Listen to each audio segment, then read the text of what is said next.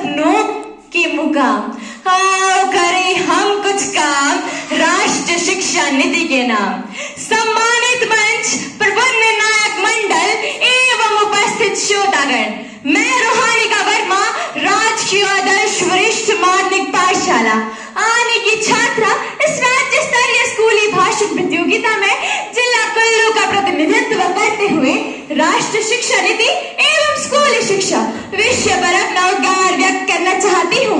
उम्मीद है भविष्य में मेरे भाषण से राष्ट्र शिक्षा नीति के महत्व को समझते हुए राष्ट्र निर्माण में अपना महत्वपूर्ण योगदान देंगे।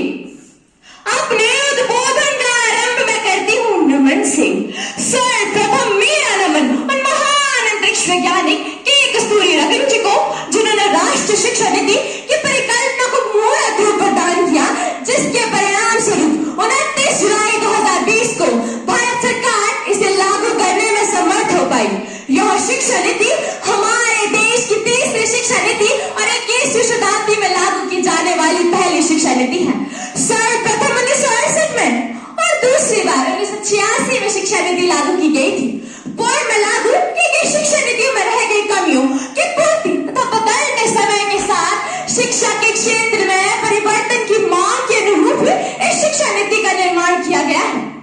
आदरणीय श्रोतागण, आखिर क्या है शिक्षा? क्या शिक्षा सिर्फ पढ़ने, लिखने या किताबी ज्ञान तक सीमित है? जी नहीं। स्वामी विवेकानंद जी के शब्दों में कहूं तो हमें ऐसी शिक्षा की आवश्यकता है जिससे चरित्र का गठन हो, बुद्धि का विकास हो, मन की शक्ति बढ़े और स्वावलंबी हो सके।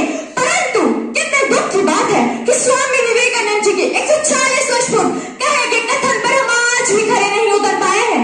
हमारे देश की शिक्षा प्रणाली आज भी लटन विद्या पर जोर देती है। अंग्रेजियत को बढ़ावा देने वाली इस लटन प्रणाली का सुझाता है 2 फरवरी 1835 को थॉमस बकाले द्वारा लागू की गई शिक्षा नीति को, जिसने भाषा का ही माध्यम बदलकर अंग्रेजी कर दिया।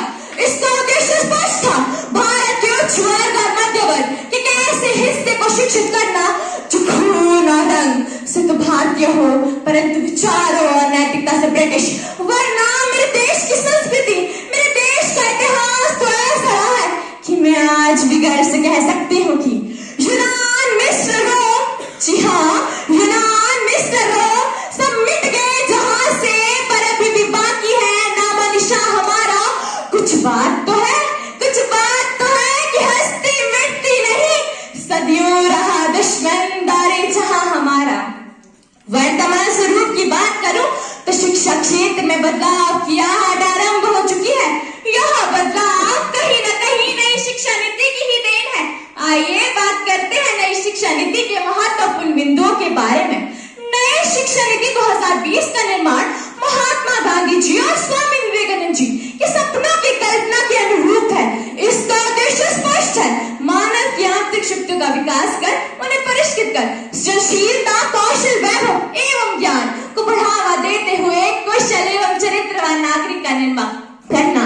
इसके अंतर्गत कुछ रचनात्मक बदलाव भी किए गए हैं, जैसे मानव संसाधन विकास मंत्रालय का नाम बदलकर शिक्षा मंत्रालय कर दिया गया है और वर्ष 2040 तक देश में एक ऐसी कुशल शिक्षा प्रणाली का निर्माण करना है जिसमें विद्यार्थी की आर्थिक एवं सामाजिक पृष्ठभूमि की परवाह किए बिना सबकी उच्च गुणवत्ता वाली शिक्षा तक समान पहुंच हो।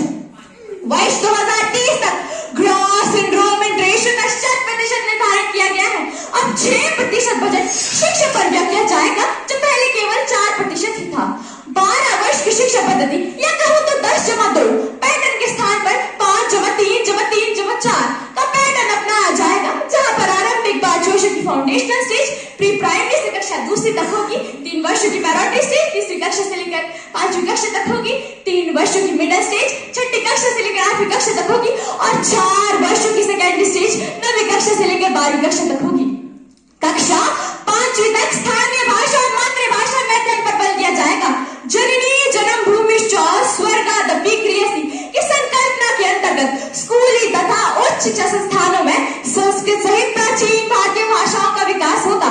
वर्तमान समय में कक्षा 10वीं और 12वीं में लागू किया गया टर्म सिस्टम और सेमेस्टर सिस्टम भी तो इसी शिक्षा नीति की देन है। इस शिक्षा नीति के अंतर्गत arts, commerce, science, stream system को पूर्णतः समाप्त कर दिया जाएगा और एक विद्यार्थी अपने पसंदीदा विषय